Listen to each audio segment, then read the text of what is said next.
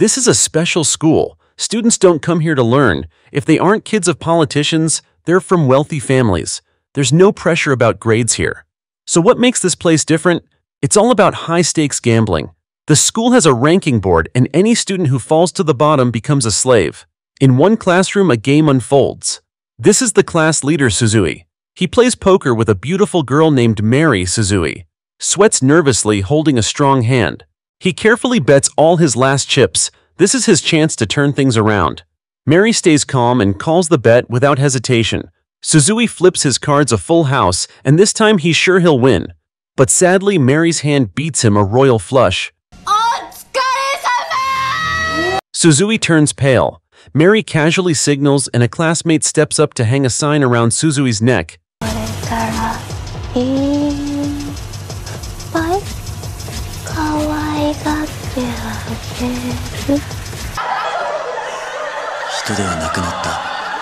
Those with signs officially join the school's debt list. From now on, they're treated like slaves or pets for other students.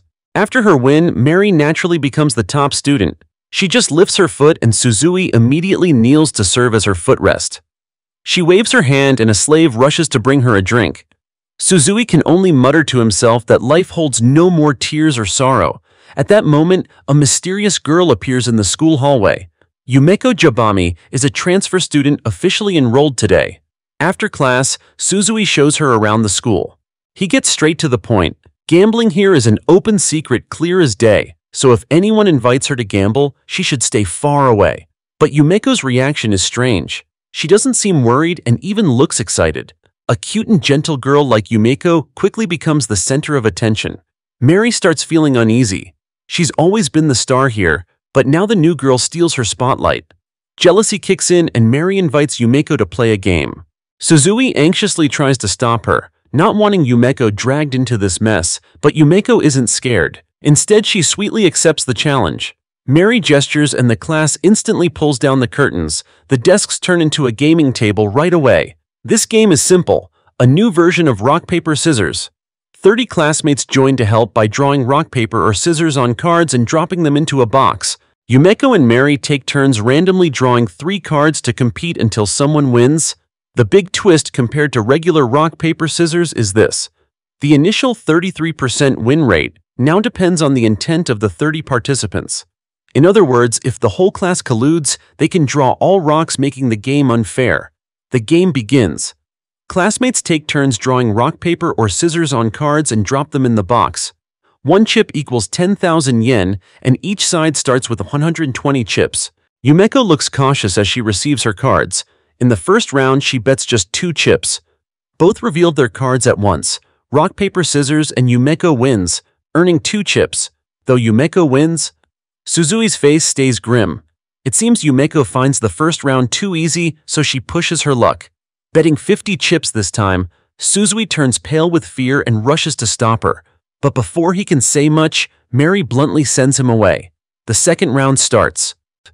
Both play rock, resulting in a tie. Still a chance, both draw again. This time it's rock and scissors, so Yumeko loses and Mary easily takes 50 chips. Maybe Yumeko grows cautious because in the third round she bets just 2 chips. Let's keep the game going. Rock, paper, scissors, what will it be? It looks like Yumeko only wins when she bets small, wanting a big win. She boldly bets 50 chips again. Suzui worries like he's sitting on hot coals while Mary smirks confidently. Yumeko is clearly competitive, but this is downright reckless. Seeing this, Mary signals the class to prepare for the 4th round. Let the game continue. Both play paper, ending in a tie. Next round, Yumeko plays rock, Mary plays paper, and Yumeko loses another 50 chips. Fall where you stumble, rise twice as strong. Unfazed Yumeko goes all in with her last 24 chips. Now it's the 5th round and the result is paper and scissors. Oh no, Yumeko runs out of chips. Is this really the end? She bows her head in silence as if it's all over. Is the game done? Not yet, don't celebrate too soon. Yumeko looks defeated, but she's tougher than everyone thinks. She suddenly asks to borrow more chips to keep playing. What, is she crazy? Suzui panics and tries to stop her again, but he has no say here, and Mary shuts him down fast. She doesn't want Suzui ruining her fun since this game was rigged from the start. Yumeko winning is impossible. In this classroom, 30 students vote, and of those 21 are Mary's slaves fully under her control, so Mary can easily manipulate the game's outcome. She orders the 21 to draw 11 rocks and 10 scissors. Assuming the other 9 vote randomly with a 1/3 chance, there might be up to 3 papers at most. That means rock has the highest win rate. With that control, every round's win or loss depends entirely on Mary's mood. Yumeko is too naive, unaware she's fallen into a clever trap. She'll soon become the next slave. So of course, Mary accepts Yumeko's request to continue confident of victory. Same old saying, fall where you stumble, rise twice as strong. Yumeko goes big again, betting 1,000 chips equal to 10 million yen. Even more shocking, she plans to put all her money on this round to prove her resolve. Yumeko pulls out thick stacks of cash. In that moment, she transforms into a completely different person. Come on, place your bets. This will be a lot of fun.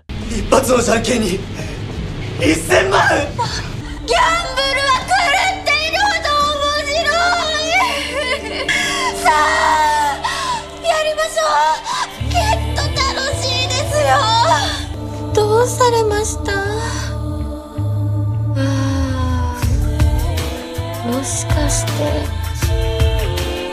おじけづいてしまわれましたか？ Mary hesitates briefly at her expression, but then eagerly agrees. Fine, let's play, got to play. Before the final round begins, Yumeko stays cool despite risking 10 million yen. She even casually checks her hair in a mirror.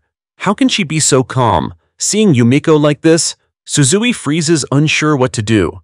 The decisive round officially starts. Mary instructed her slaves to draw only scissors and rocks with no papers at all, so drawing a rock guarantees a win. She looks at her 3 cards, 2 rocks and 1 scissors, and knows playing rock seals the deal. The tension is thick as a rope. Both get ready and rock, paper, scissors begins.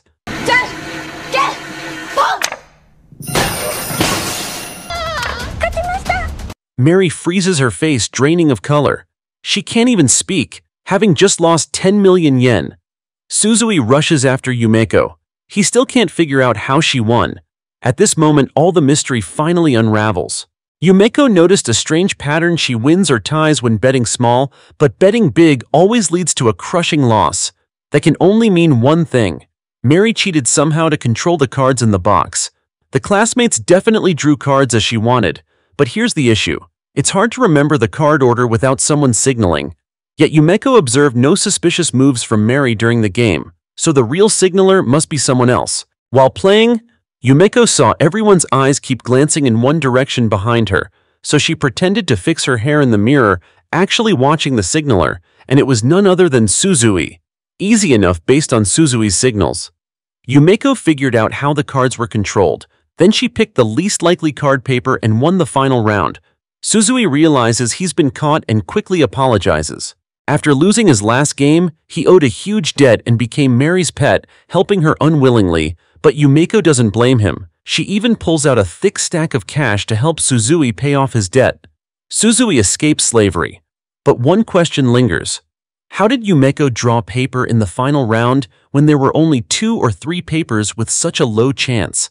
How could she hit that unlikely draw? Yumeko's answer stuns him.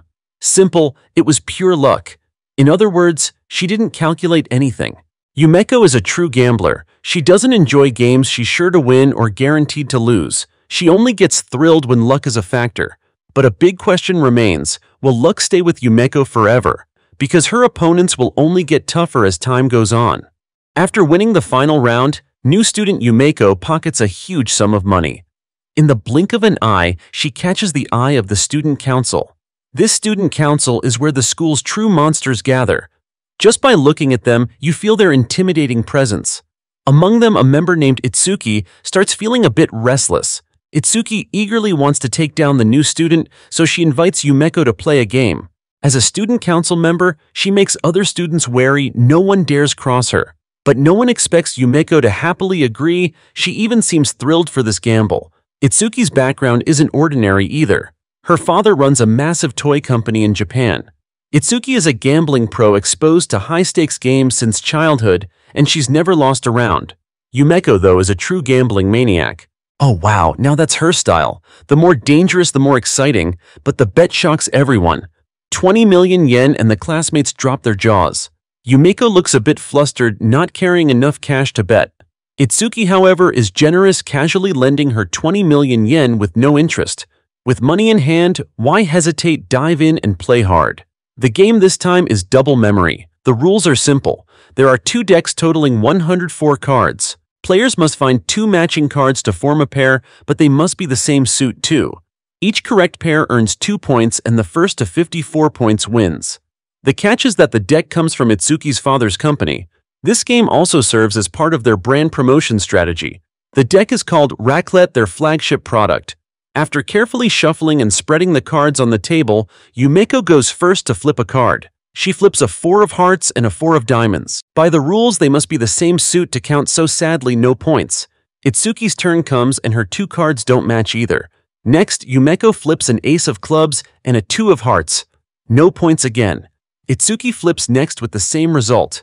8 cards are now flipped, and remembering them gets tougher. Right then, Yumeko flips a 4 of diamonds. Perfect, she clearly recalls flipping a 4 of diamonds earlier. Using her memory, Yumeko quickly finds the match, scoring her first 2 points, then flips 2 non-matching cards. One of them is a king of clubs, a card Itsuki flipped before. On her turn, Itsuki successfully scores 2 points too. The match grows tense and exciting like never before. When a card appears a second time, both players instantly recall its first position and pair it up. The game continues with intense memory hunts. Both stay neck and neck with just a 4-point gap. By now, the onlookers are totally confused, unable to track any card positions. But Yumeko and Itsuki stay sharp. Their memories rock solid. Yumeko flips a 5 of hearts. While the crowd thinks it's the first appearance, she quickly finds the other 5 of hearts, widening her lead to 6 points. Both remember every card flipped perfectly. At this point, 38 pairs are found, and the score difference is still 4 points. But for memory geniuses like them, 4 points is a big gap. Itsuki starts showing signs of stress. Then bad luck hits Yumeko. She flips a card that hasn't appeared yet, giving Itsuki a breather to strike back. As the end nears, fewer unturned cards remain, lowering the chance of misses. Itsuki catches up to Yumeko with 2 straight pairs, then keeps scoring non-stop. Yumeko gets serious for real. Though she's reckless by nature, luck and memory clearly favor Itsuki this time. Yumeko runs out of moves and Itsuki hits 54 points to win. Will Yumeko become a slave as the class feels sorry for her? Yumeko suddenly makes a proposal.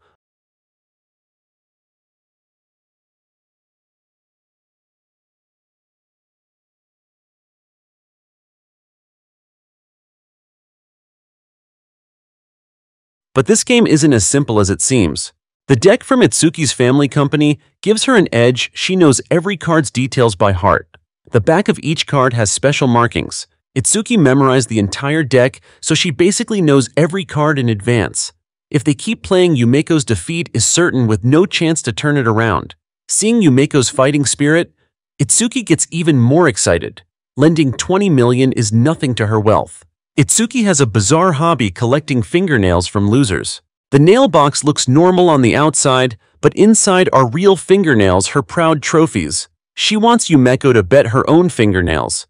If Yumeko wins, the debt vanishes. If she loses, she'll lose a nail for sure. With nothing left to lose, Yumeko just smiles and nods. The game begins. Itsuki kindly lets Yumeko go first, but anyone paying attention knows starting first or last doesn't matter. Itsuki has this rigged in her head. Yumeko flips her first card. Wow, what a coincidence, it's a 4 of hearts. As she ponders her second card, Itsuki casually thinks about what to do with Yumeko's nail after winning. Then Yumeko flips the second card. What's this? What's this? Another 4 of hearts. Can it be this lucky?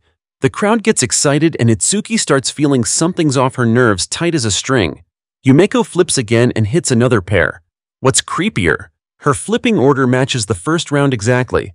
The third pair hits too. No mistakes, 100% accurate in the original sequence. As Yumeko calmly flips, Itsuki's heart shatters into pieces. Yumeko keeps going, racking up 54 points and sweeping the match. Itsuki gets no chance to fight back. What stings most is knowing Yumeko spotted the card markings but can't call her out. After all, this deck is from Itsuki's family company. If exposed, she'd lose face and the company would tank.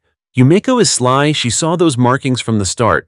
She played it cool, waiting for this epic finish, and now her true colors show. それとももう一度神経衰弱いやもう私はあら今度あなたも生爪をかけませんか積みはぎは頭痛がつらいと言いますはいだと指に負担をかけるたびに血がにじむとかそんなリスクをかけた神経勝負想像するだけで手に入ってしまいますそうつらいやりましょうあとはあなたがうなずくだけはそうかけていましょう無理ですできません許して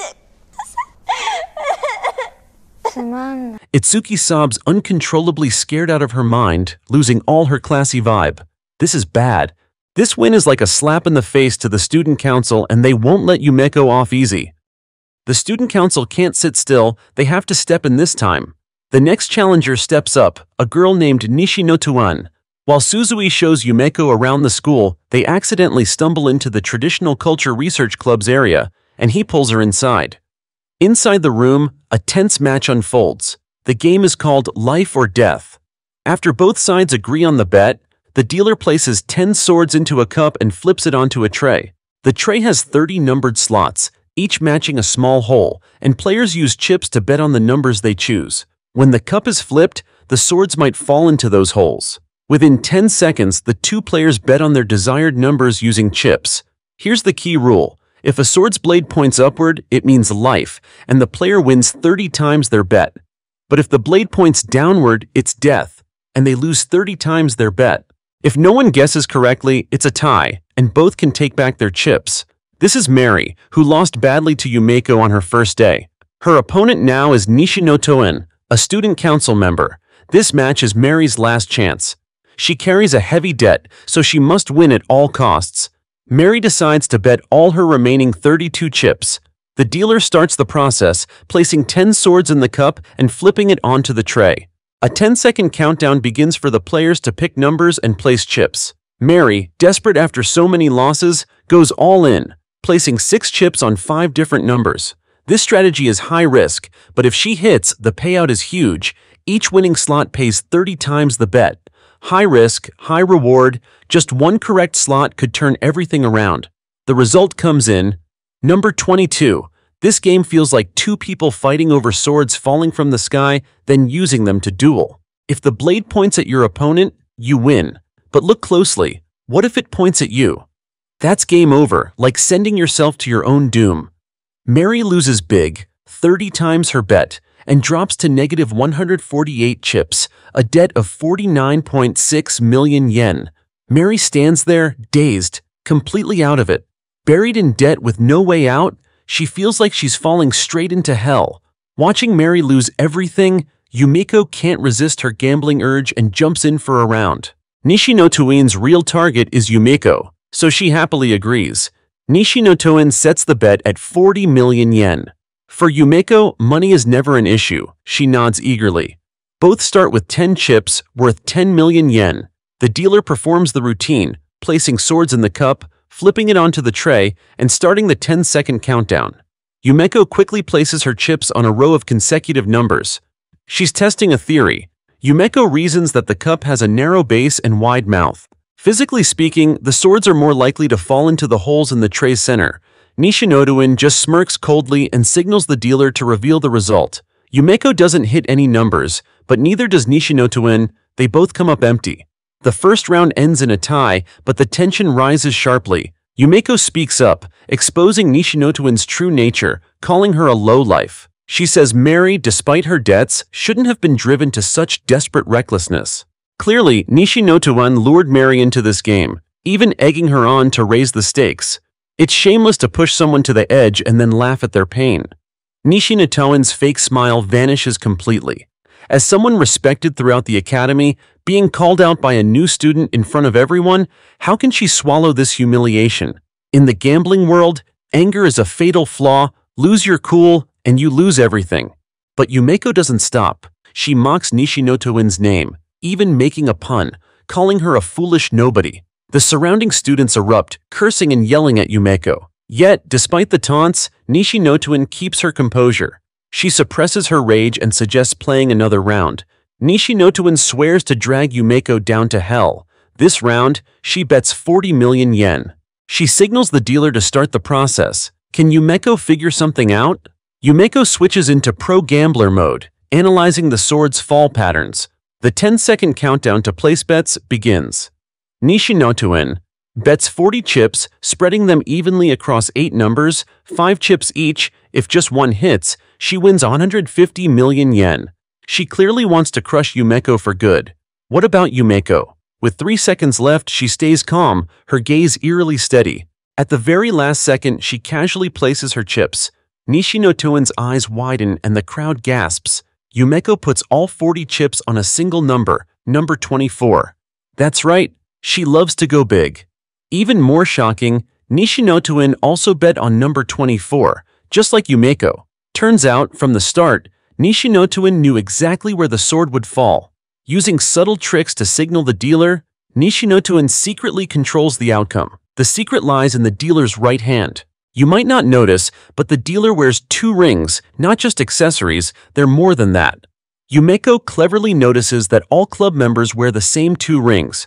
This is the traditional culture research club. Wearing hand rings feels out of place, doesn't it? There's only one logical explanation. Magnets. The dealer can influence the swords from the outside. Specifically, they use magnets to pull the sword, subtly sliding their hand along the cup's edge. This guides the sword to fall exactly into slot 24 as Nishinotoin wants. Of course, this cheating isn't 100% guaranteed. Other swords at the bottom can still block the way. Even with magnets, a perfect fall isn't certain. There's still some luck involved. But manipulating even part of the result gives a huge advantage. For a gambling maniac like Yumeko, even a 1% chance of winning is enough. She bets without hesitation. Plus, with such a thrilling high-stakes payout, how can Yumeko resist? Nishinotoin can't stay calm anymore. Yumeko has seen through her entire cheating scheme right in front of everyone. Look at how confidently Yumeko places her bet. If the result is death, the loss could reach billions of yen. Nishinotoin starts to panic, looking just like Itsuki did when Yumeko crushed her.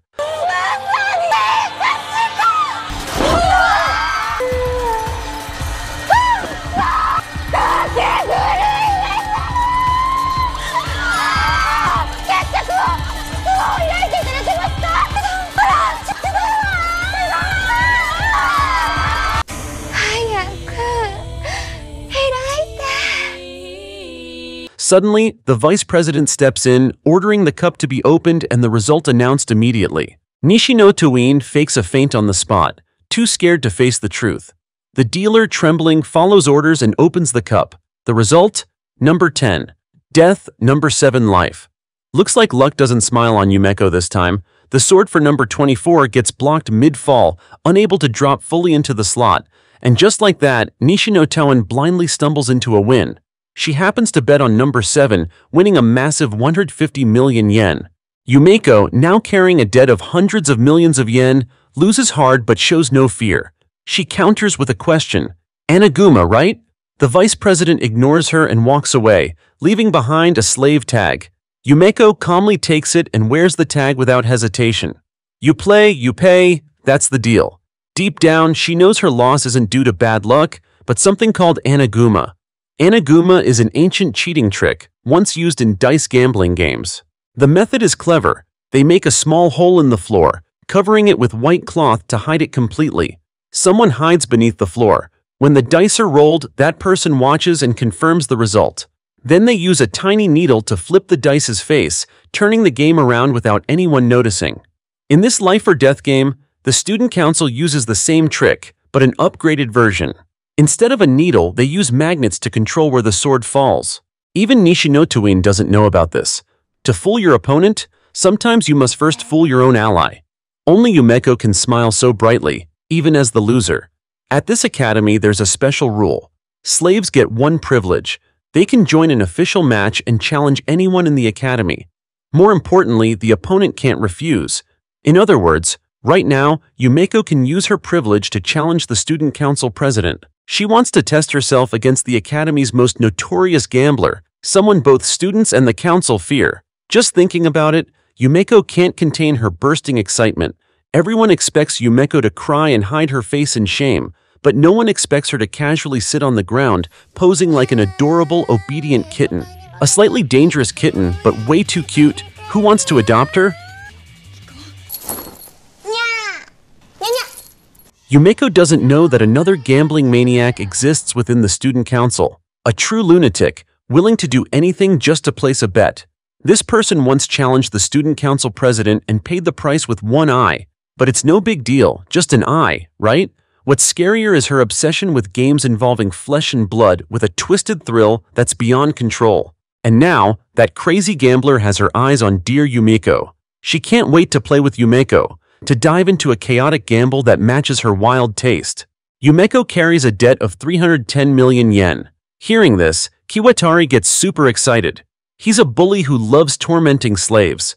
In his eyes, they aren't even human. He even turns them into bowling balls like this. Learning that the beautiful Yumeko is now a slave, Kiwatari rushes to her. He forces her to dance provocatively for him, but Yumeko stays calm. Without a word, she starts taking off her jacket but stops there. Right then, Suzui shows up just in time to save her. Kiwatari panics and flees the scene.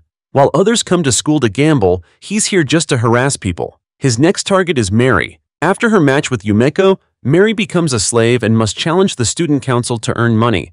Instead of escaping her pet status, she falls deeper into debt, 50 million yen. Now, besides repaying her debt, Mary must dodge the monster Kiwatari.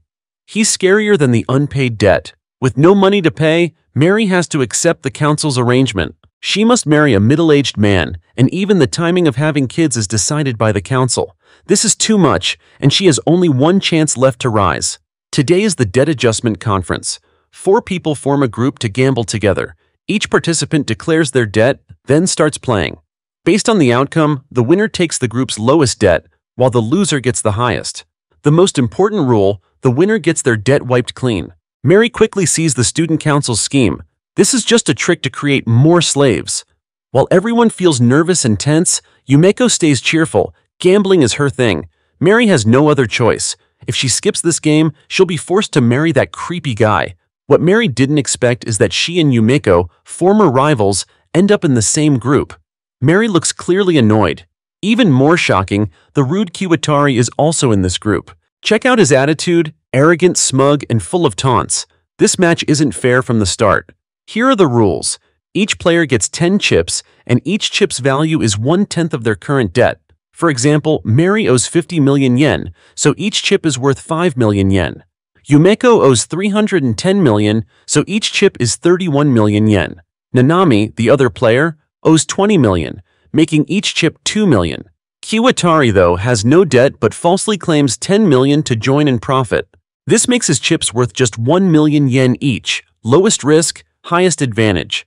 The game is called Indian 2-card poker with these rules. They use 40 cards, removing all face cards and jokers. First, each player gets 1 card to check privately. The second card goes on their forehead so they can't see it, but others can. Combining the 2 cards gives 3 outcomes. 2 matching numbers make a pair, the highest rank. 2 different numbers of the same suit make a flush, the second rank. 2 different numbers and suits make a high card, the lowest rank. If hands tie, the higher number wins. There are 10 rounds total.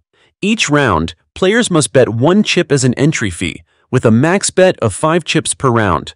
After 10 rounds, the player with the most chips wins. The 3 girls at the table have all been bullied by Kiwatari, with Nanami suffering the most. She's barely human anymore, dragged around like a living toy by him. The dealer hands each player an open card. After checking, they deal a second hidden card. Everyone lifts their heads, staring at the cards on each other's foreheads. Kiwatari, the dealer, sets the first bet. He fears nothing since each chip is only 1 million yen. So he bets 1 of his chips. Nanami follows, betting 1 of her chips. Yumeko, with the highest chip value, stays cool and bets 1 of her chips, worth 31 million yen. Mary folds, not wanting to risk it. Yumeko's hand is a high card, 7 and 8. Nanami's hand is a high card, 3 and 6. Look at this, girls. Kiwatari's hand is a flush. In the first round, he takes all 2 chips, including Yumeko's 31 million yen chip. The second round starts, and each bets 1 chip as the entry fee. This time, Yumeko plays it safe and folds. Mary doesn't see an opening, so she folds too. Nanami doesn't dare defy Kiwatari and quietly folds. Kiwatari sees this, bets 4 of his chips, and easily takes the pot. He wins another round. The third round begins, and Yumeko casually says something. Looks like a good hand, huh? She bets 1 of her chips. Each bet costs her tens of millions. Kiwatari loves this, betting 2 of his chips.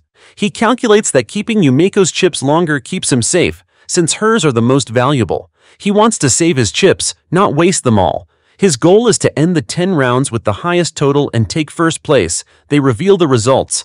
Kiwatari's hand is a flush, 2 and 5. Did Yumeko lose? Not a chance. Her hand is also a flush, 10 and 4. Adding up to 14 beats 7, so Yumeko wins. In the fourth round, Mary finally acts. Mary, as the dealer, bets 1 of her chips. Then she changes her mind, she has to win. So she adds 3 more chips, totaling 4 of her chips. Yumeko doesn't follow. Nanami does the same since that jerk won't allow it. When everyone thinks Kiwatari will join, he analyzes instead. No way, ma'am. Mary stayed quiet for 3 rounds. This big bet now means she has a strong hand. By the rules, each player only sees their open card. A big bet suggests Mary knows her hidden card. That means collusion. Yumeko and Mary are a team. In the second round, when Yumeko said it looks like a good hand, she slipped up. Somehow, she knew her hidden card and teamed up with Mary to win that round. No one falls into the same trap twice, Kiwatari feels certain. So he folds, not following Mary. Oh la la, what's this tension, bro? Kiwatari guesses right, but only half the story. Mary and Yumeko are indeed a team. But this time Mary's hand is the weakest, easily taking the pot. Gotcha, my boy. In the fifth round, Kiwatari starts losing his cool. Yumeko bets 4 chips of Kiwatari. This move throws Kiwatari off. She might have a strong hand, or it could be a trap. Yumeko and Mary are hard to read. At the same time, Yumeko exposes Nanami.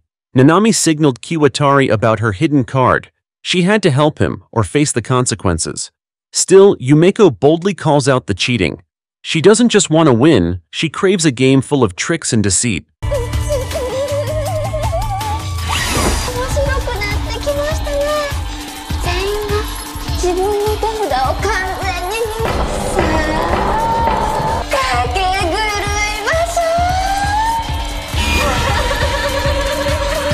The situation turns into a 2 versus 2 showdown. After being tricked repeatedly, Kiwatari's spirit breaks down. He angrily lashes out at Nanami, but it changes nothing. There's no turning back now. They can only play it round by round. The 9th round arrives. Yumeko calmly bets 1 of Kiwatari's chips. She seems confident in her hand this time, but Kiwatari decides to test his luck. The result shows Yumeko's hand is a flush, 2 and 6. Surprisingly, luck favors Kiwatari this time. His hand beats hers.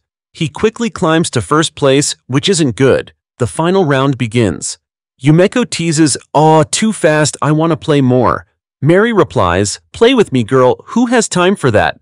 Despite the risk of a crushing loss, panicking isn't Yumeko's style.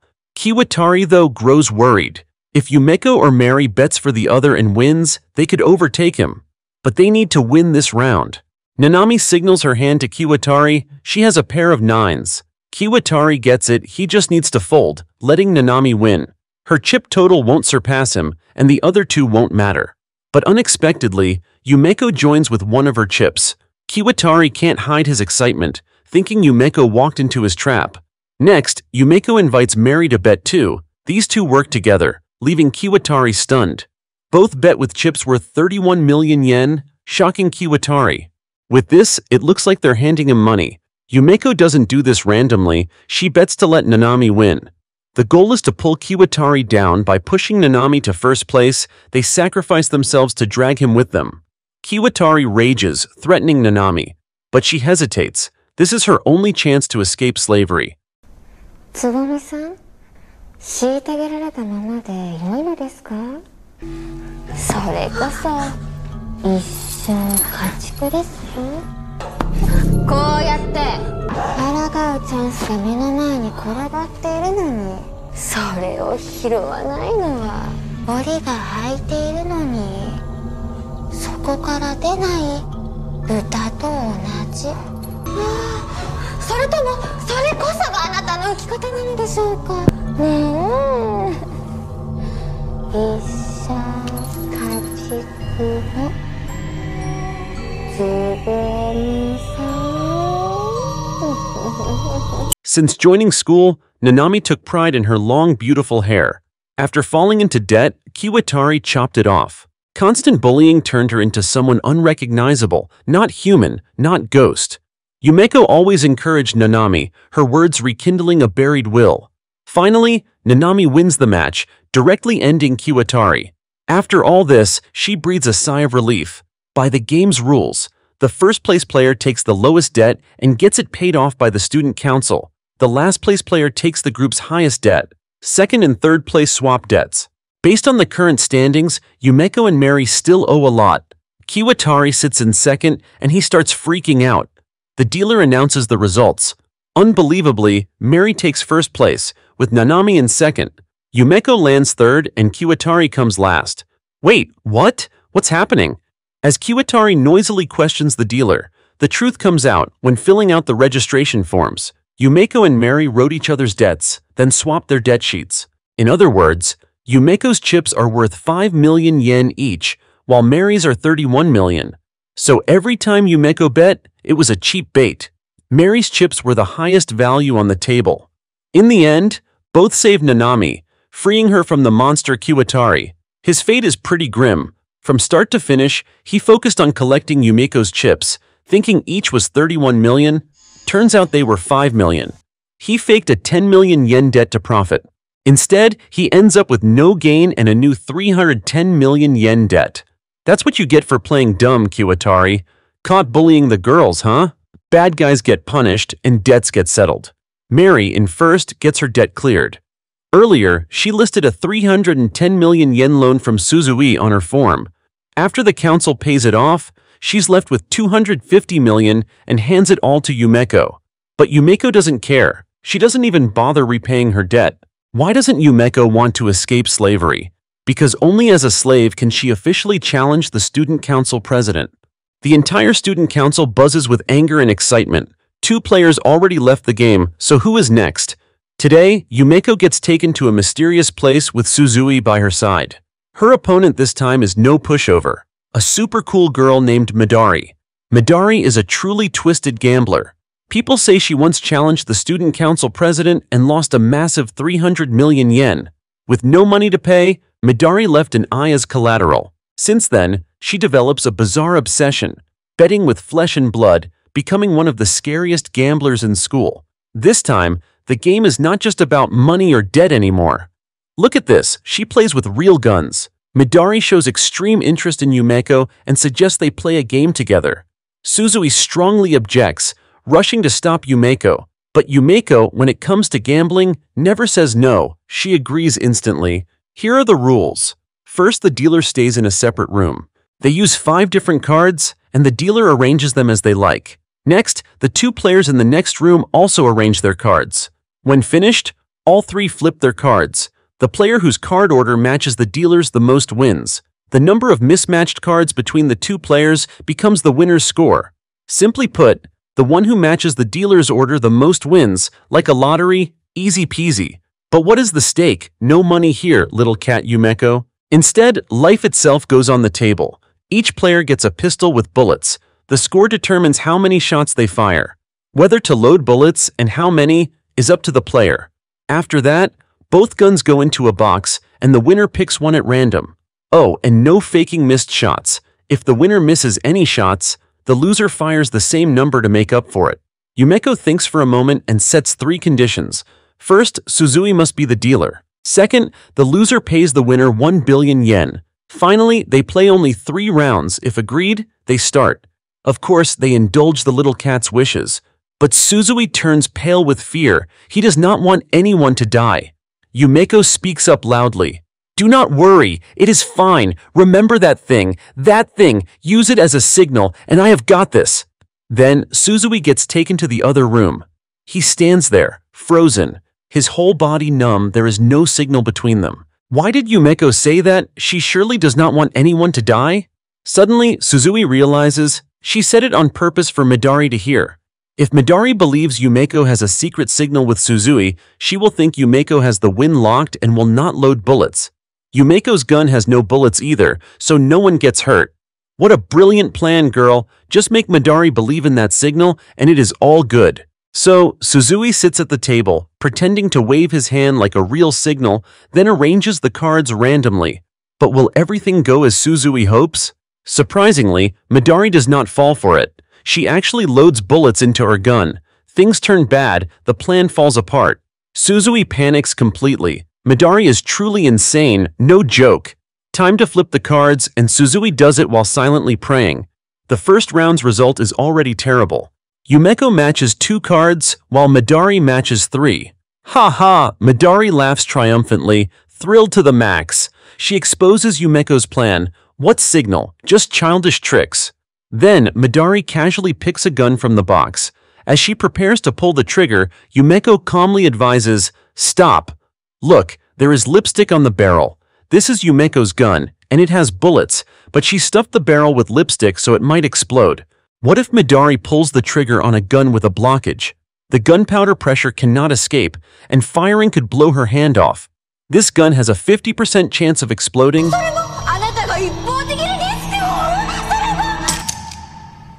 But really, Yumeko just lied.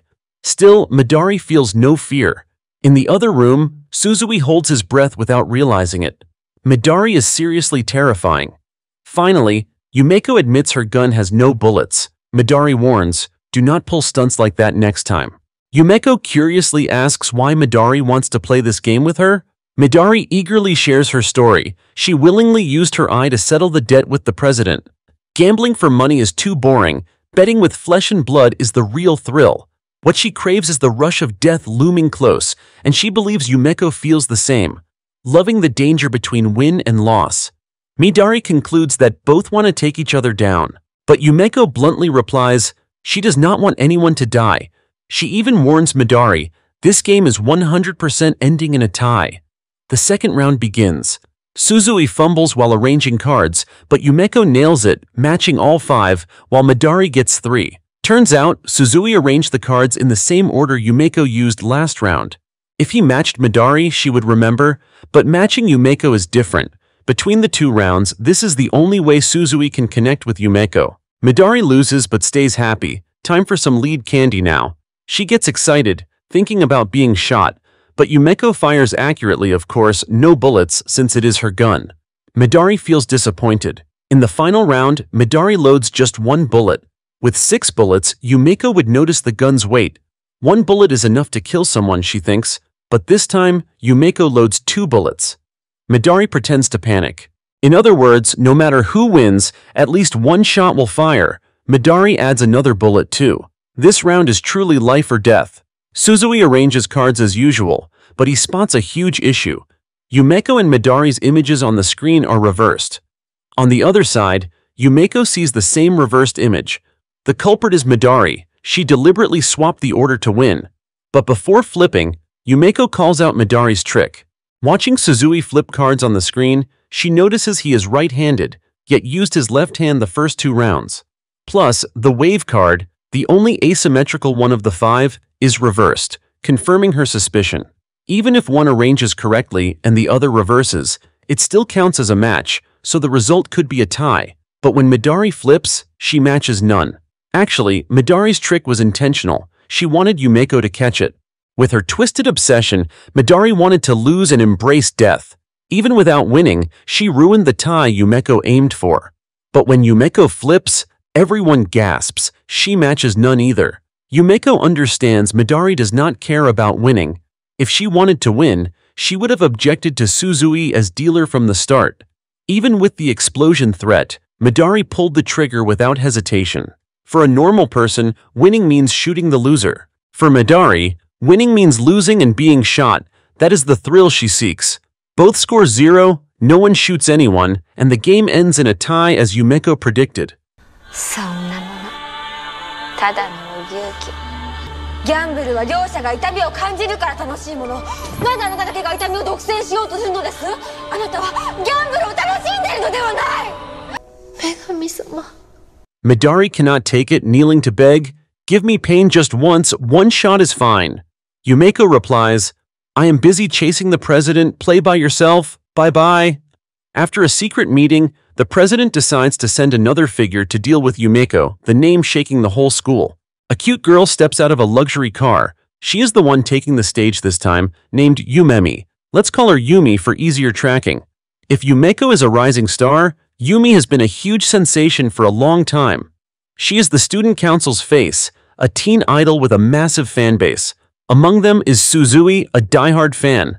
Today, Yumi challenges Yumeko to a gambling match with a 50 million yen stake. Surprisingly, Yumeko, after days of boredom, suggests raising the stakes higher. Yumi cannot refuse, and the reason hides a shocking secret.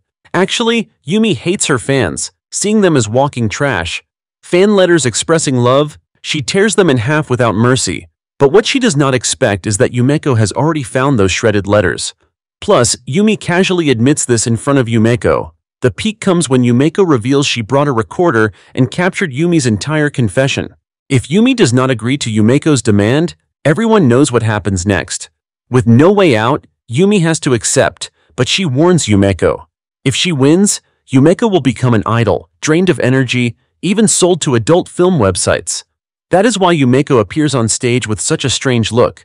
The venue fills with a huge crowd watching this match, mostly Yumi's fans. This gambling round differs from the past. It feels more like a talent showdown than regular betting. The referee brings out a special 10-sided die, each face representing a different game. Both sides roll the die in turns, and the number decides the game they play. The audience votes through a phone app. A small board appears on screen, and the winner of each game marks a spot. Whoever completes a row, column, or diagonal first wins the match. The first game is a singing contest. Yumi shows off with her biggest hit, hyping the crowd. But Yumeko chooses the song My Beloved School and surprisingly wins with audience votes. She marks the first spot right in the center of the board. The second game is a takoyaki eating challenge with wasabi. Yumeko scores again. If she wins the next game, she gets 3 in a row and wins outright. But in the third game, a cardiopulmonary test, Yumi takes the victory. The fourth game, guessing song titles, tilts toward Yumi as she scores another point. If Yumi wins one more game, Yumeko has no escape. The fifth game is Babanuki Limits. 2 aces and 1 joker get dealt randomly. Yumeko receives 1 ace, while Yumi gets an ace and a joker. They draw cards in turns, and the first to pair 2 aces wins. With only 3 cards, this game demands acting skills and luck. Yumeko draws and hits the last ace, claiming victory. But it turns out this game was rigged. Yumi intentionally lost. As an idol, Yumi knows fierce competition boosts her status. Her plan is to pretend to lose badly, then stage a comeback for the final win. She marked the Joker's corner to trick Yumeko into drawing the last ace. Yumeko, as predicted, wins this game and marks the top right corner of the board. Yumi acts disappointed, but secretly rejoices as everything goes according to plan. After a break, both change outfits and return to the stage.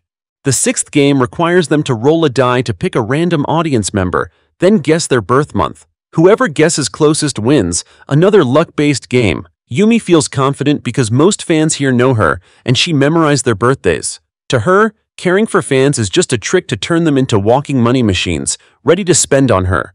Even while changing, she reviews the birthday list to be sure. But Yumeko suddenly speaks, "Do not celebrate yet, Yumi. I see through your plan." In the 5th game, Yumi marked the card, clearly intending to lose. Yumi thinks to herself, "So what if you see through it? What can you do?" Yumeko rolls the die, and 31 shows up. Stage lights sweep the crowd and stop at Mary, Yumeko's close friend. Yumi's eyes widen in shock. This scene feels familiar, right? Number 31 is Mary. Yumi is done for this time. But did Yumeko really plan this far? Both sit at the table, starting to guess Mary's birth month. Yumeko writes her answer first. Watching her hand, Yumi guesses it is 6. If she picks 6 too, it ends in a tie. But doubt creeps in, Yumi thinks. This little cat is not that simple. She must have flipped the paper to trick me. Not 6 but 9. Proud of her reasoning, Yumi writes 9. However, when Yumeko reveals her card, Yumi freezes. The whole audience turns to Mary for the answer. Mary calmly replies, March 8th. Though not exact, Yumeko's guess is closest and wins. Actually, Yumi is still green and naive. Yumeko did not plan anything. She just bought tickets for friends to watch. Everything is fate. She does not even know Mary's birthday. A random guess still wins, and that is the thrill Yumeko craves. By winning, Yumeko plays the recording. Surprisingly, Yumi does not stop it. This match shows Yumi that Yumeko truly loves gambling, so much that luck favors her. As for Yumi, with her fake affection for fans, they will turn on her sooner or later. When the recording plays, Yumi's fans collapse, but quickly rise again. To them, liking Yumi is enough. They do not need her to return all their feelings. This time, Yumi feels truly moved. She finally understands what makes a worthy idol. Looking at Yumeko again, she sees Yumeko smile. Maybe this is the outcome she wanted. And so the story ends. After the drama with Yumi, many rumor that the president is avoiding Yumeko, causing the council's power to waver. Kaede, the glasses-wearing accountant of the council, cannot sit still. He always dreamed of the powerful president's seat. While the president is absent, Kaede not only badmouths Yumeko, but also openly declares his ambition. He wants to become the next president. Yumeko feels annoyed, eager to face Kaede in a match to settle things. But Kaede flat-out refuses, saying a slave like her is not worthy to gamble with him. This guy is bold, daring to look down on her. She immediately removes her slave tag and throws it straight at Kaede. This action means she uses her one and only chance, the right to challenge the president, to challenge Kaede instead. Let's see if he can still refuse. Kaede stays silent.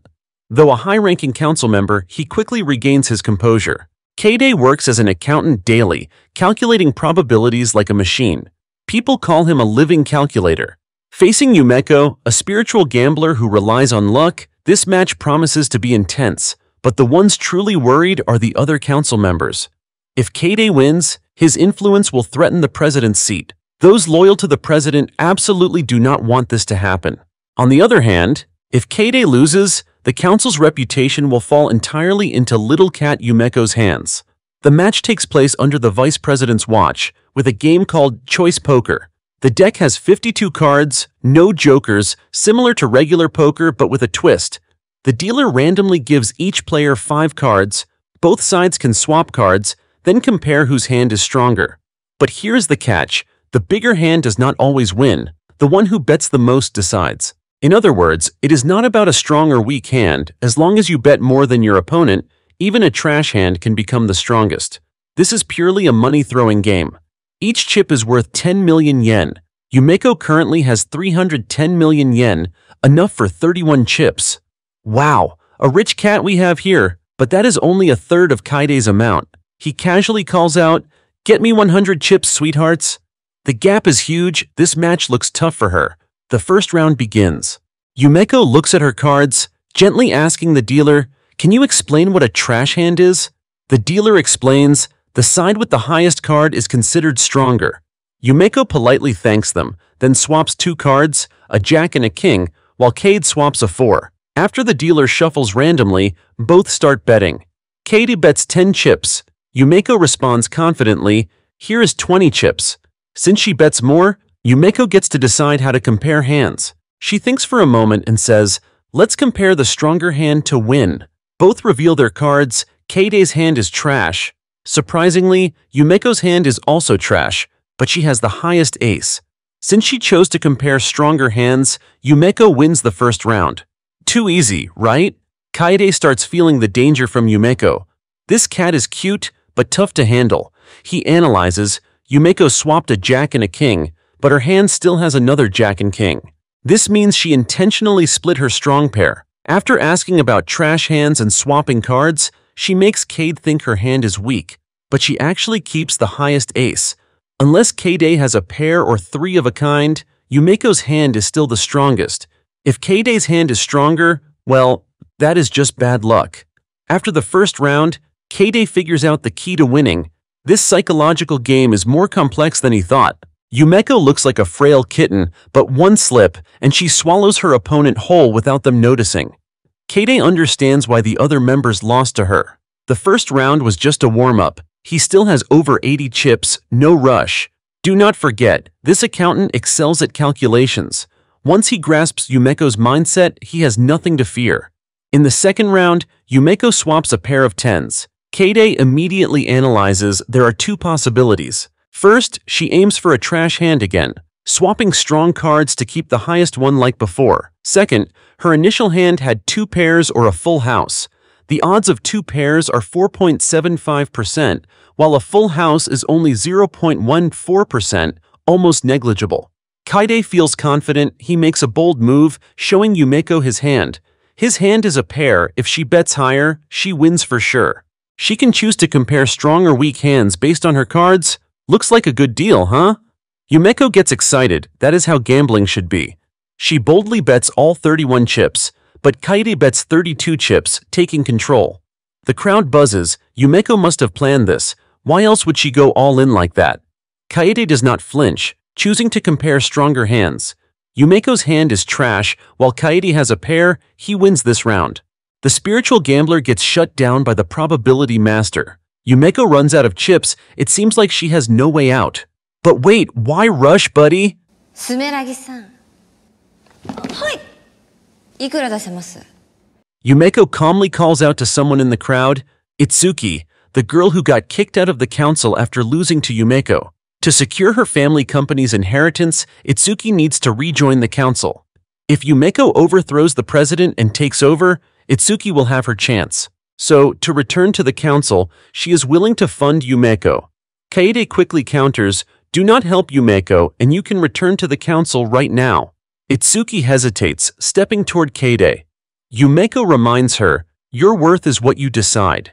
If you want something, there is a price. This time, money is enough. You can live safely but be useless or risk everything to reach the top. Your choice. Only you can decide for yourself." Both extend their hands toward Itsuki. One side is a potential successor to the president, the other a promising slave. Itsuki wavers. Yumeko sure knows how to pressure. "Decide now, dear Itsuki." Finally, Itsuki shouts, 100 chips for Yumeko. "I am not as useless as you think." The crowd erupts. The third round starts. Kaede swaps a 2 and a 5 to find a higher card. Yumeko swaps a pair of queens, clearly a strong pair. Yet she swaps it. She must want a weaker hand. Both aim to take control, betting all their chips. Yumeko goes from 131 chips to 0. Then Itsuki gives her 100 chips, and she goes back to 0 again. "Dare to look down on me," Yumeko calls the vice president. "I will take more chips." Kaede does not back down. "Let's play then. Keep betting, bet more. The more you bet, the harder you fall. Who falls is still unknown. But gambling has to be this crazy. Both bet wildly after all. 2.3 billion versus 2 billion is still a gap. Itsuki reaches her limit, unable to bet more. Kaede mocks Itsuki. Useless, just a bit richer than others, yet acting so proud. He raises the bet to 3 billion, flipping the game. Yumeko smiles. There is still something to bet. Itsuki's life. The daughter of the chairman of one of Japan's biggest toy companies, how much is she worth? If they lose, Itsuki becomes a pet forever, exploited for life. Itsuki panics, staring into Yumeko's wild eyes. Gambling has no limits. Why hesitate? Why fear? If you are not crazy and reckless, where is the fun? Seeing Itsuki waver, Yumeko shows her hand. If Itsuki does not bet on this round, her ambition ends here. Itsuki gets fired up, biting her cherished nails and shouting, "No one gets to look down on me!" Yumeko wants to go crazier, but Kaede objects, "You cannot bet a life." Yumeko replies, "The dealer decides." The vice president agrees, valuing Itsuki at 10 billion yen, enough to turn the tables. Kaede is speechless. Suddenly, the vice president removes her mask. It is President Momobami Karari, the one thought to be absent. Kaede goes silent. If he does not decide, Yumeko takes control. With no other choice, he bets his own life. As a privileged heir, he is also valued at 10 billion yen.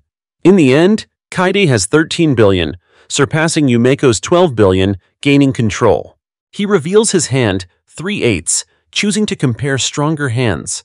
Itsuki covers her face, crying, but it is laughter from too much joy.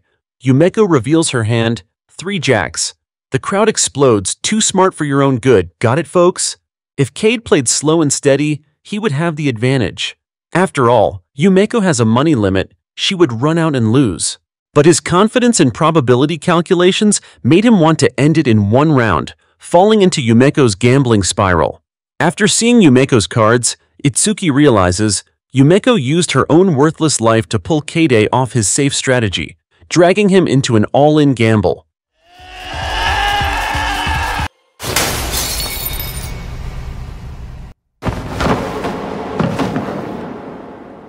The room is left with just the president and Yumeko. She has made Karari take notice of her.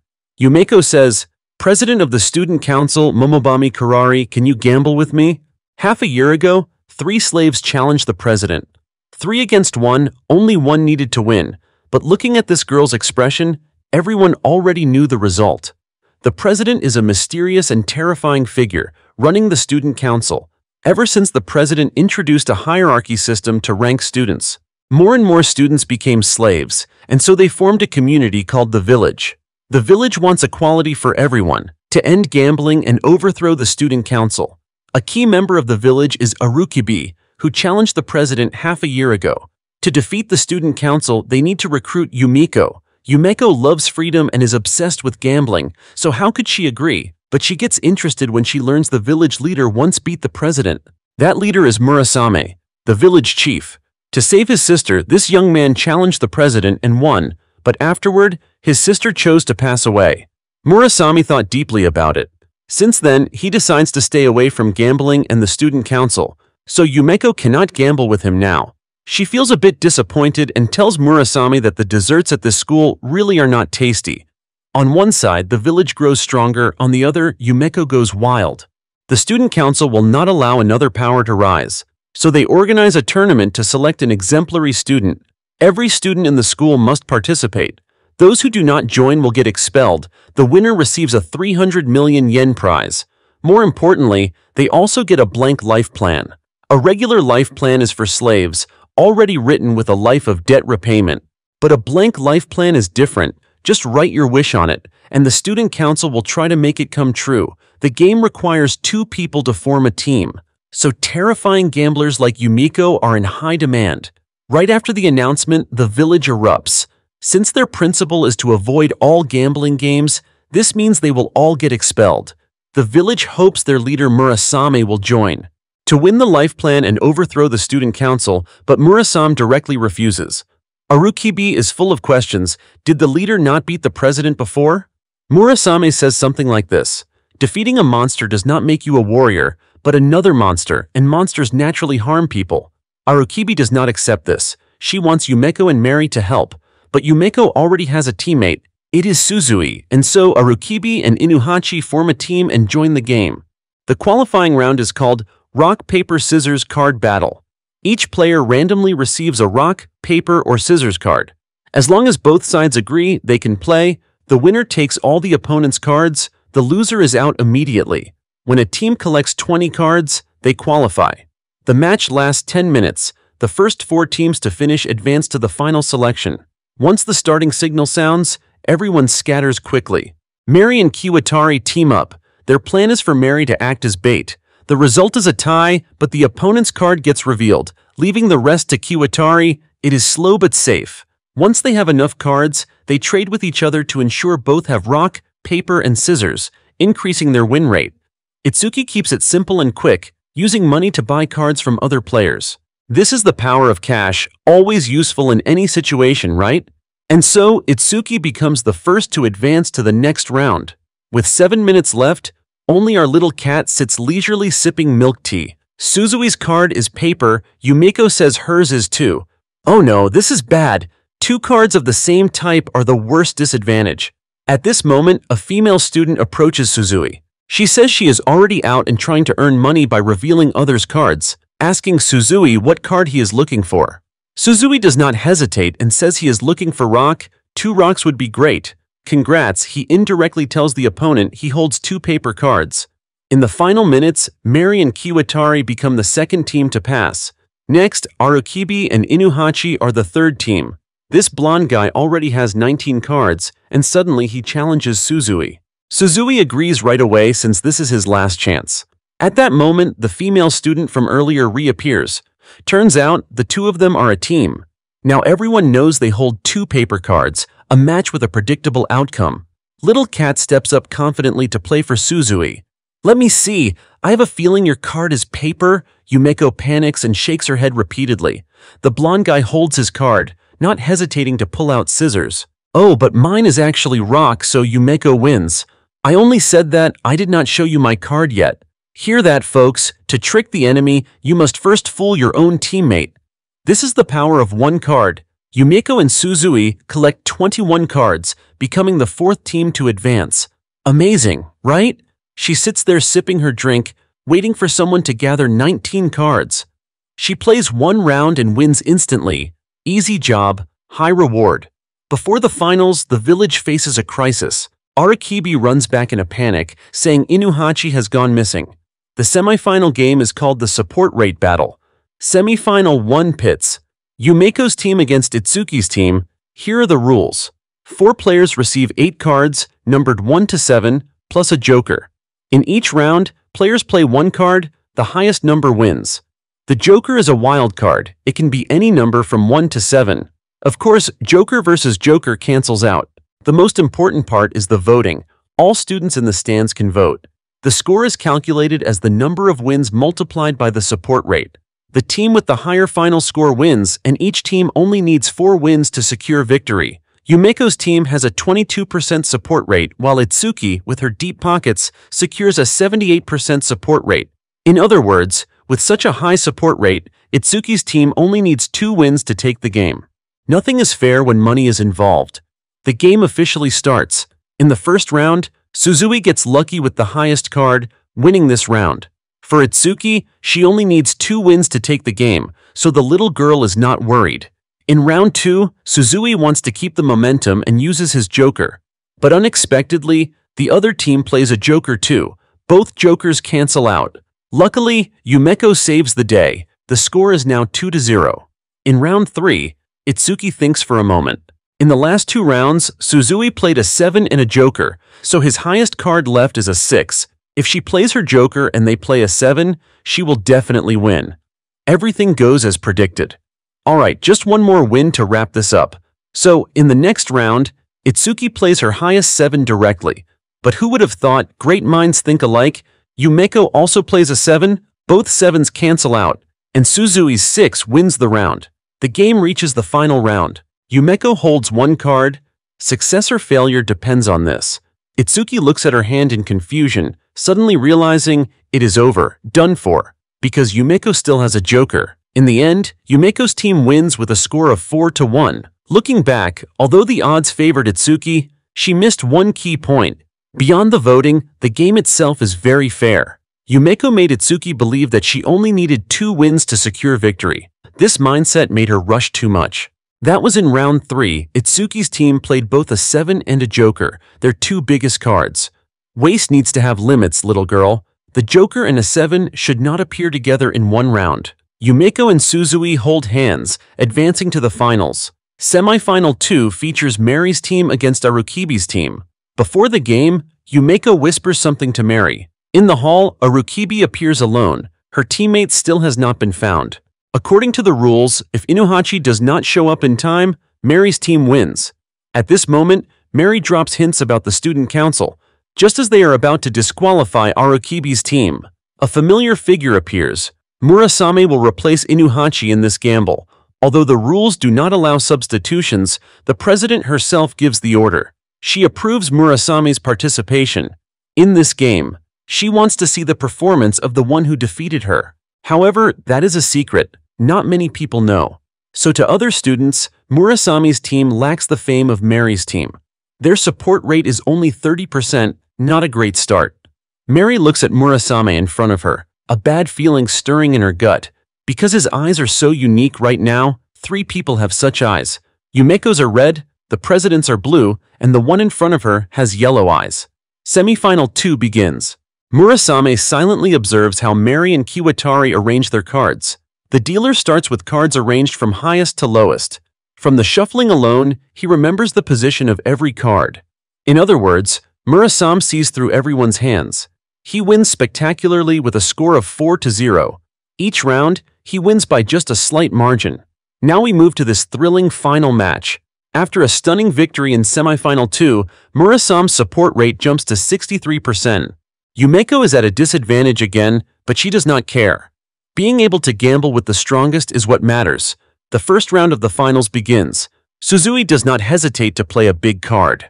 1 by 1, 1147, Suzui scores the first point. Arukibi panics and apologizes to Murasame. Sorry for misunderstanding your intentions. In round 2, before choosing a card, Suzui nervously looks to Yumeko for guidance. But the little cat gently says, "It is fine, Suzui will win this round too." Murasame's joker gets cancelled by Yumeko's 7, that is for sure. So Suzui's 4 beats Arukibi's 2. Arukibi starts crying, blaming herself. "Sorry, I made another fatal mistake." Look at that cat's face. Can you stop this fake crying already? Acting so fake and still trying to keep crying. Your real goal is to lose, is it not? From the moment they met, Yumeko felt something off about her. Even though Arukibi always wears a friendly smile, it feels like it is glued to her face. Almost everyone in the school knows Yumeko craves to gamble with the president. An anti-gambling group inviting a crazy gambler to join, Yumeko is no different from the president. Plus, Yumeko later hears about Murasame's story. Ever since Arukibi lost to the president, she grew to admire her and secretly wished to be acknowledged by the president. So she orchestrated Inuhachi's kidnapping to force Murasame back into gambling. Then she plans to make him lose in this match. By doing so, she can eliminate those who oppose the student council and earn the president's approval. The truth is out now, no need to keep acting. Anyway, everything was already decided. Next, Arukibi will definitely drag Murasame down and disband the village. Round 3 begins. Arukibi uses her 7 to cancel her teammate's 7. The score is 3-0. This gamble is so boring, Yumeko feels uninterested. In the final round, Yumeko plays a card. It is the Joker. Does this mean Murasame loses? But will things really go as we think? 1でお願いします。アルキビさんが一人だけ負けようとするんですもの。それではギャンブルが面白くなりません。私もアルキビさんと同じように負けを目指します。バカー！いや、少しは楽しめそうね。ジャバミの宣言は1。よって村雨の勝利です。The Joker can be any number from 1 to 7, and Yumeko chooses 1, meaning Murasame wins this round. It is not hard to understand Yumeko's mindset right now. She hates it most when someone manipulates a gamble. That is not gambling anymore. You want to lose? Huh? I will not let you lose. What are you going to do about it? Now the game turns into a battle of who can lose. Suzui cannot keep up with Yumeko. If they lose, he will owe 200 million yen. He already chose to go against the little cat. With just 1 round left, Suzui has no choice but to use his joker to end it. But unexpectedly, Arukibi plays a joker too. Both cancel out. Murasame scores another point. Funny enough, Arukibi has the same idea as Suzui, using a joker to let Yumeko's team win. And so, their ideas clash, leading to this result. In round 6, all 3 play a 5, canceling each other out. Arukibi scores a point for her team, bringing the score to 3-3. How frustrating. The game is now under Yumeko's control. Yumeko suddenly says, Murasame saved his sister. But has he ever thought, did she really want him to save her? Everyone's life belongs to themselves, even the villagers he is protecting. No one can save you but yourself.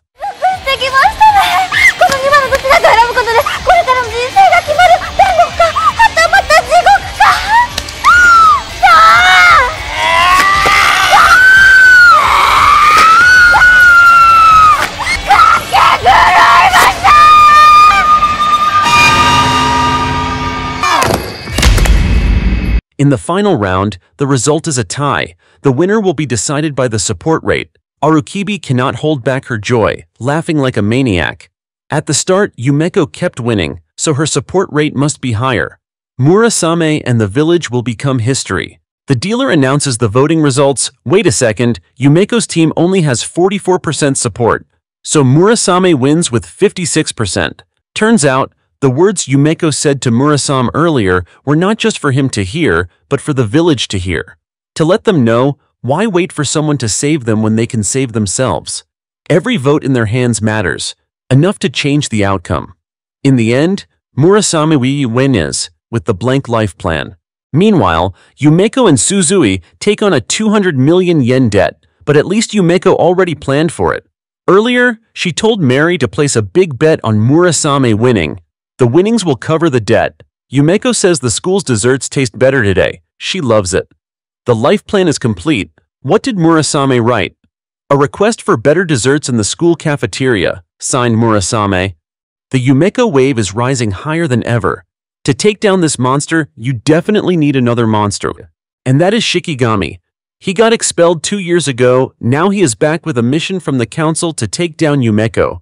Yumeko is super close with 3 friends at school, Mary, Suzui, and Itsuki.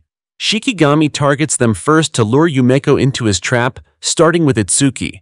They play poker, but Shikigami plays dirty, hacking Itsuki's account right in front of her. Her massive fortune drops to 0 faster than a breakup. That was all of Itsuki's wealth. If her dad finds out, she will get in big trouble. In the end, Itsuki has to surrender. One of Little Cat's friends is down. Next up is Mary. After her match with Kiwatari, bad luck clings to her like a pet's curse. She loses at everything. When Itsuki invites Mary to gamble to recover, she agrees without hesitation, but she falls right into Shikigami's trap. He sets a pet to face off against Mary. The rules are simple. Each player gets 4 dice. Points are calculated by the number on the top face multiplied by the number of tiers stacked. If you cannot stack any tiers, your score is 0. Mary plays like a pro, stacking 4 dice in a straight line. Top face is 3 times 4 tiers, that is 12 points. Her opponent is clumsy, scoring 0 points. In the first round, Mary leads 12-0, but the pet panics. Mary then learns, if he loses, he will get thrown out the window. Money matters, but a life is not a game. Mary wants to quit, but if she backs out, the guy still gets thrown. Caught in a dilemma, Mary has to keep playing. She intentionally rolls the dice for her opponent. Top face is 6, giving him 24 points. In the end, Mary loses to Shikigami and becomes a pet, but that still is not enough to provoke Yumeko. Not until the president sends an invitation, Yumeko shows up at the meeting spot to face Shikigami. Both go all in, each with 3 billion yen. If Yumeko wins, Shikigami must leave the school forever. If Shikigami wins, Yumeko loses her right to gamble, banned from any betting games. Both bet the very reason for the other's existence. How thrilling! Yumeko agrees instantly. The game is Black Texas Hold Poker, using only spades and clubs. Each player gets 2 cards, chooses their bet, then 3 community cards are revealed. Combine your hand with the community cards, reveal the 4th and 5th cards, then compare hands. If you get a pair or 2 pairs, the higher pair wins. Round 1 kicks off. Yumeko bets 300 million yen right away. Today, Little Cat is extra serious. Shikigami does not flinch, giving her a sly look before matching the bet. The 3 community cards are 4, 6, and 9. Yumeko raises another 300 million. Shikigami casually follows. Both have now bet 600 million. The 4th and 5th cards are revealed. Yumeko pushes in 400 million more, totaling 1 billion. Shikigami matches it, adding 400 million. They compare hands. Shikigami freezes. Yumeko has a pair of 2s while he has an ace but still loses. But right after, a loud explosion goes off. Now the real fun begins. The cards represent directions: east, west, south, north, and numbers 1 to 13 are classrooms. Whenever Yumeko makes a pair, the corresponding location explodes. In round 2, Shikigami starts with 100 million. Yumeko matches the bet.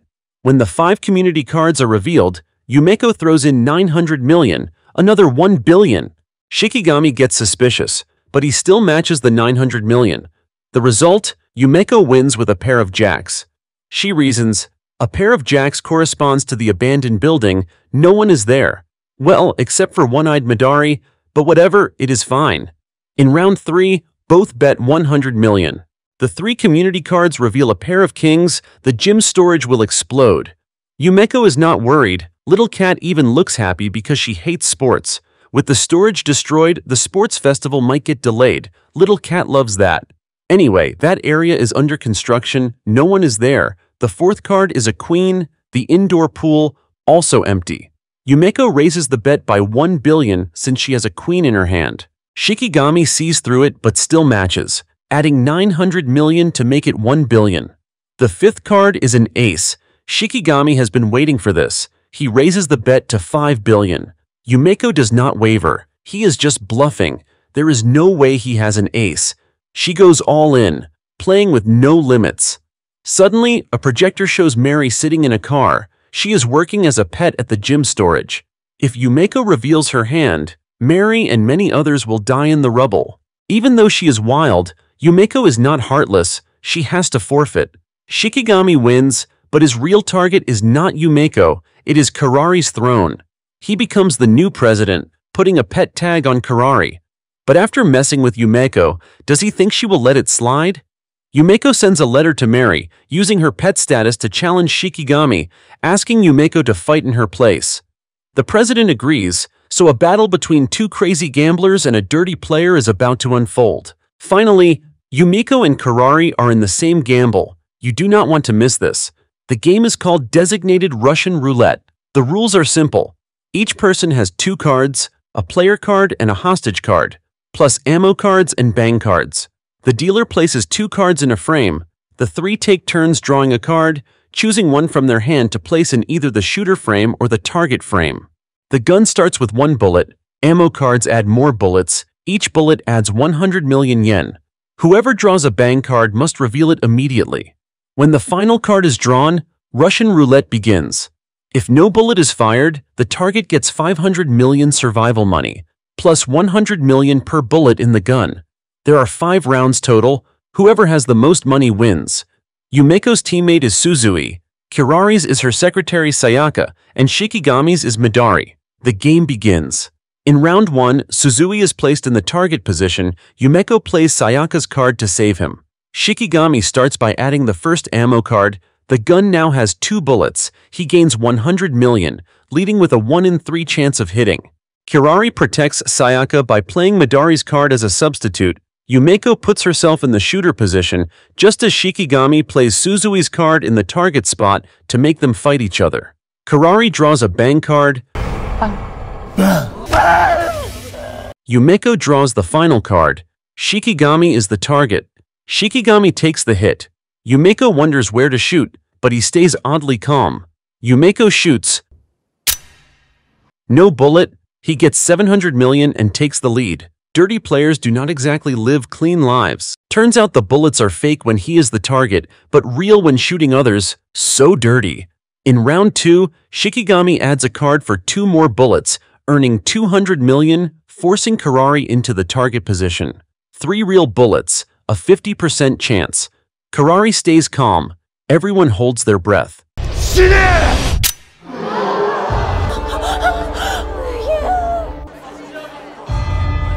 In round 3, Yumeko adds 2 more bullets, gaining 200 million. Now Karari will shoot Yumeko, but Yumeko draws a bang card. In the final turn, Shikigami draws Midari's card. Midari gets excited, begging him to let her shoot Yumeko or be shot by Karari. But he chooses Suzui's card. Suzui will shoot Yumeko. 3 bullets, a 50% chance. Suzui trembles. How can I shoot Yumeko? He begs while shaking. Yumeko reassures him, trust me, the gun will not fire.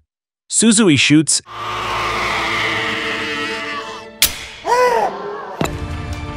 and no bullet comes out. Yumeko gains another 700 million, tying for first with Shikigami at 1 billion. Karari is in third with 800 million.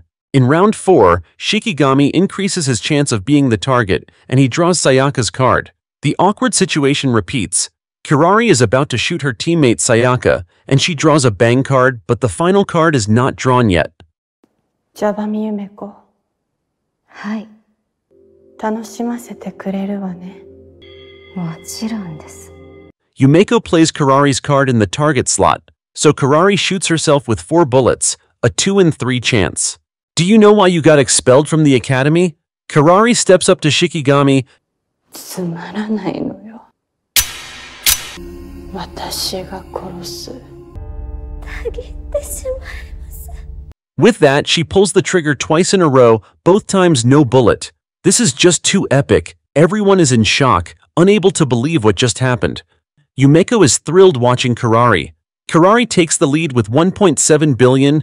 Yumeko has 1.2 billion, Shikigami has 1.1 billion. In the final round, if Shikigami wants to win, he must put himself in the target position, either get 700 million to win or be done for good. They start with Suzui shooting himself.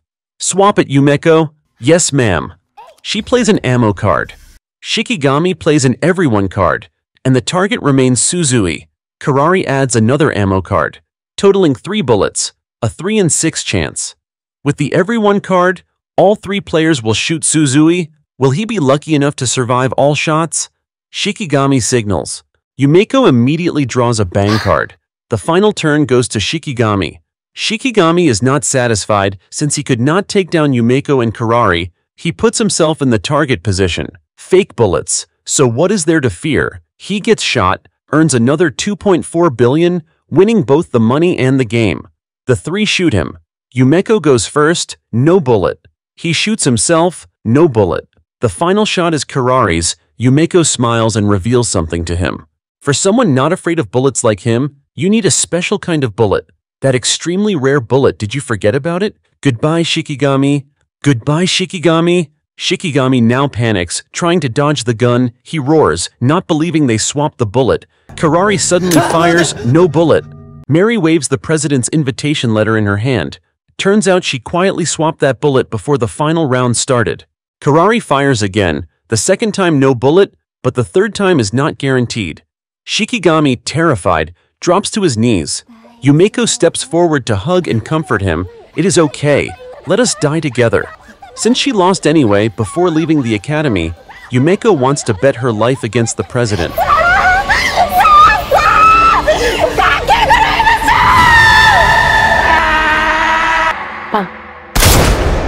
The gunshot echoes, everyone freezes, staring in shock at the scene before them. A new day begins, the dark clouds of Shikigami disappear.